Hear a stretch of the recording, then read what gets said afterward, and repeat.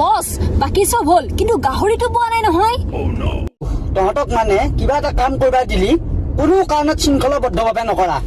এটা মোৰ ডাঙৰ কণ্ট্ৰেক্টাৰ আছে তাক ফোন কৰি কৰ ইয়াৰ হাতত বহুত গাহৰি আছে ই বিহুৰ কাৰণে যোগাৰ কৰি দিব গাঠি চাঠি ভালকে দিবি দেই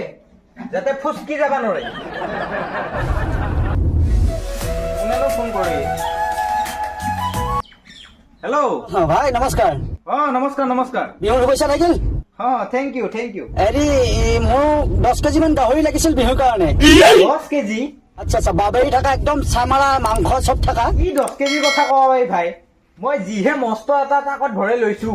আমাৰ ভিতৰত দৰঙে খাইছো বাদে দি ওদালগুৰিটো শেষ কৰিবা নৰগৈ ঠিক আছে হ'ব মোক এইখিনি ব্যৱস্থা কৰি দিবি আগদিনাই দেই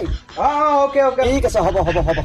থেংক ইউ দেই তুমি এইখিনি ব্যৱস্থা কৰিবা মই গুগল পে স্কেনাৰ কৰি দি আছো অকে হ'ব দে পইচাটো চিন্তা নাই বাৰু গুগল পে দিলেও হৈ যাব হৈ গ'ল গাহৰি টেনশ্যন ল'ব নালাগে গাইছ আজি ভিডিঅ'টো ইমানে আছিল যদি ভিডিঅ'টো চাই পেলাই ভাল পাইছে তেনেহ'লে ছাবস্ক্ৰাইবটো কৰি দিব আৰু গাইছ কি মানে মিষ্টাৰ বংশদাৰ মানে ভিডিঅ'টো ইয়াৰ কাৰণে কোনো যাতে বেয়া কমেণ্ট নকৰে বোলে মিষ্টাৰ বংশ কপি বুলি কয় গতিকে এইটো এটা ধেমালিৰ বাবে মানে এৰিলোঁ আৰু সকলোকে মানে মাঘৰ বিহুৰ শুভেচ্ছা জ্ঞাপন কৰিলোঁ।